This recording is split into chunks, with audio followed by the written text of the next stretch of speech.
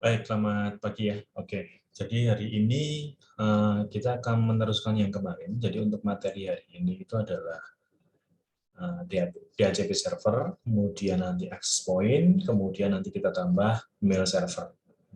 Oke, jadi nanti akan kita bahas satu persatu.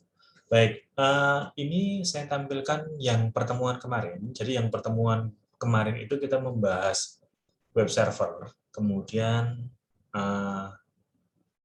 sama DNS server.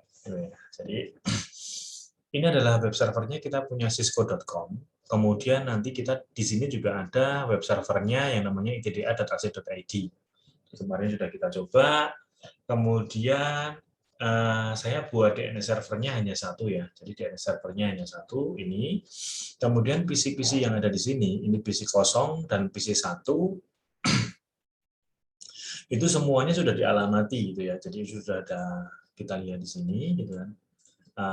Ini ada alamat IP-nya, kemudian ada subnet mask-nya, kemudian ada gateway-nya, ya, gateway itu yang pintu gerbang yang mau keluar di sini 200.1.1, kemudian satu lagi DNS, gitu ya, 200.115 gitu. Jadi alamat. Sehingga untuk mengunjungi web servernya adalah cisco.com. Saya ketikkan di sini adalah www.cisco.com gitu ya. Nah, maka akan muncul situsnya cisco.com gitu ya.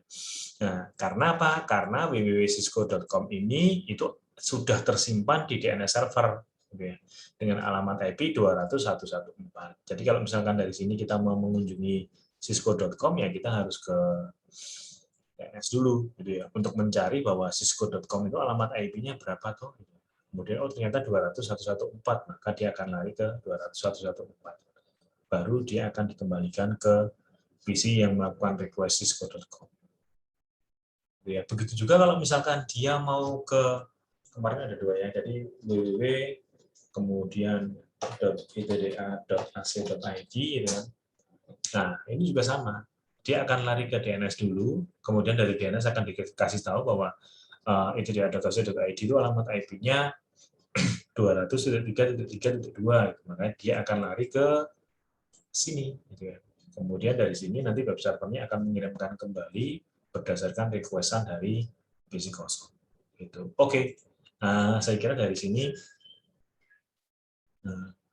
Anda udah paham ya untuk pertemuan yang kemarin, karena kemarin juga sudah saya anjurkan Anda untuk mencoba supaya Anda lebih paham. Jadi kalau Anda hanya melihat saja, saya kira ya nanti bisanya ya hanya melihat. Makanya kemarin saya suruh nyoba. Baik, sekarang kita akan memasuki ke DHCP server, gitu ya. Jadi DHCP server, saya akan menggunakan DHCP yang ada di cisco.com saja. Tapi kalau misalkan Anda tidak mau bingung, Anda boleh mengambil PC server lagi, yang nanti di sini akan dijadikan DHCP servernya. Itu ya. Tetapi saya langsung aja karena di sini sudah ada jaringannya dan sudah connect semuanya. Gitu ya. Saya tidak akan mengambil PC yang baru gitu ya. Oke, saya pakainya PC server tempatnya cisco.com. Sama sebenarnya, caranya juga sama. Yang penting adalah PC server yang Anda ambil baru gitu, Anda harus konekkan dulu supaya nanti dia juga bisa mengakses sampai ke semuanya. Oke. Saya langsung masuk aja ke servernya di sini cisco.com-nya, kemudian di servisnya. Kemarin juga ya, HTTP ada di servisnya, kemudian DNS juga ada di servisnya, kemudian sekarang ada DHCP. Oke, DHCP-nya nanti Anda tinggal klik saja. Gitu. Kemudian nanti ini di-on-kan. Sudah hidup. Jadi DHCP servernya sudah hidup. Nanti kalau misalkan Anda mau latihan DHCP versi 6, ya nanti bisa dicoba ya. Karena di teorinya kemarin sudah membahas tentang IP versi 6. Nanti bisa dicoba. Oke. Nah, di sini itu default-nya sudah ada bawaannya. Gitu ya. Jadi kita tidak usah pusing-pusing. Nah, sekarang tinggal kita tentukan saja gitu ya. Jadi yang yang kepingin saya jelaskan ke Anda bahwa DHCP ini nanti itu tidak akan bisa melewati router. Jadi kalau misalkan nanti ada PC yang connect di sebelah kanannya router, ya Mbak, record Mbak, record.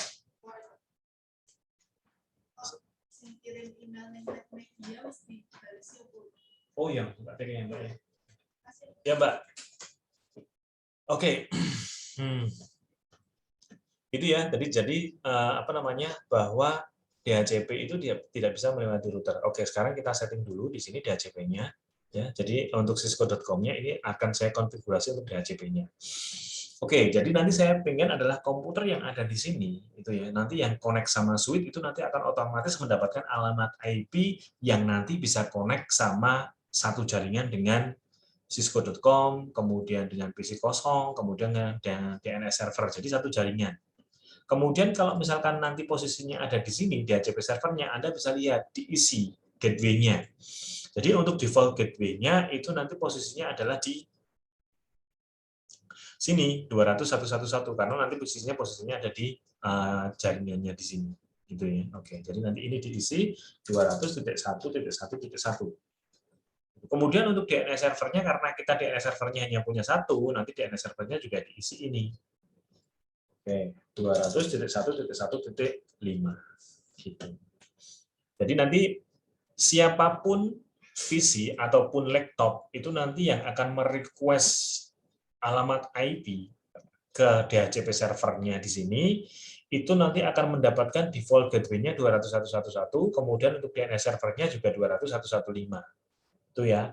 Oke, kemudian untuk start IP address-nya, jadi nanti alamat IP yang akan diberikan ke klien yang merequest DHCP, itu nanti akan dimulai dengan menggunakan alamat IP berapa. Oke, sekarang ini 5 sudah dipakai, 4 sudah dipakai, 3 sudah dipakai. Oke, saya langsung kasih aja di sini misalkan 10. Jadi nanti untuk alamat IP-nya itu nanti akan diberikan antara 10 sampai 254 itu kosong. Karena apa? Karena nanti di sini adalah mulai alamat IP-nya adalah dari 10. Kok sampai 254? Karena subnet mask-nya ini 255, 255, 255, 0. Makanya dia sampai 254. Itu ya, nanti akan mendapatkan alamat IP 201.1 antara 10 sampai 254, kemudian gateway-nya adalah ini, kemudian DNS server-nya adalah ini. Oke, saya save. Sehingga nanti untuk konfigurasinya yang di bawah menjadi berubah. Gateway-nya 201.1, 201.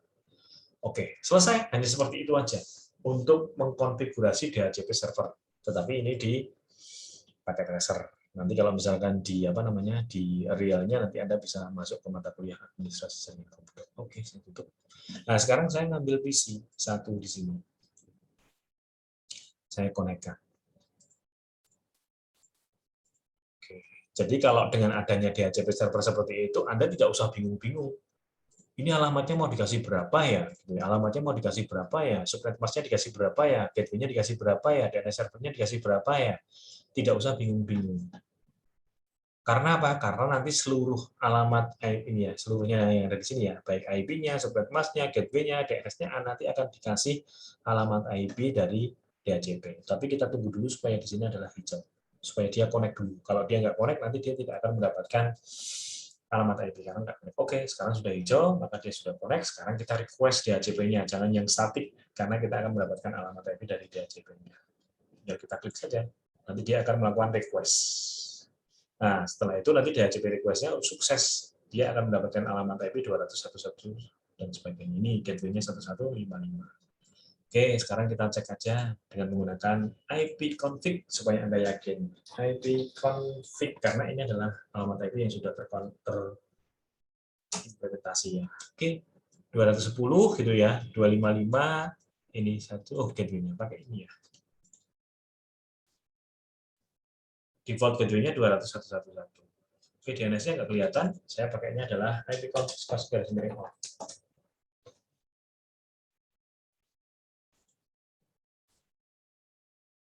Oke, jadi DHCP servernya adalah dari 2114 yang dapatnya dari sini, kemudian DNS servernya 201.115 dan seterusnya. Oke, setelah itu kita coba ya dari PC ini kita akan mengakses servernya ITDA ada di sini. Karena ini alamat IP-nya dapatnya di DHCP.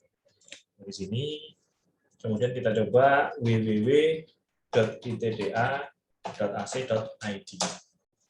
Oke, connect nih ya. Kemudian kalau misalkan cisco.com ya sudah www.cisco.com. connect gitu ya. Nanti kalau misalkan Anda kepengen lagi ya silakan. Anda misalkan saya pengennya laptop ya. Oke, laptop saya taruh di sini, kemudian saya hubungkan dengan menggunakan ini. Itu connect. Kemudian saya tunggu connect ya. Kalau seperti ini, misalkan langsung saya konekkan untuk DHCP-nya ya ini masih orange, kemudian saya request DHCP-nya, karena ini nggak connect ya, nggak connect sama server DHCP-nya, maka nanti dia akan mendapatkan alamat IP 169.254 dan seterusnya. Jadi kalau misalkan nanti Anda itu DHCP server, Anda hidupkan laptop, kemudian wireless-nya Anda hidupkan, kemudian nanti Anda mendapatkan alamat IP 169, ini adalah DHCP error sebenarnya. Ini adalah DHCP error, itu maksudnya Anda tidak mendapatkan alamat IP dari mana-mana. Kemudian dikasih. Karena ini sudah hijau, saya kembalikan lagi ke static, kemudian saya request kembali. Oke, dia mendapatkan 211 dan sebagainya. Kita tidak usah bingung-bingungan, otomatis akan terisi. Oke, kemudian nanti kita coba lagi dari sini, kita ke www.itda.ac.id gitu ya. Oke. Nah, sekarang ya Mbak.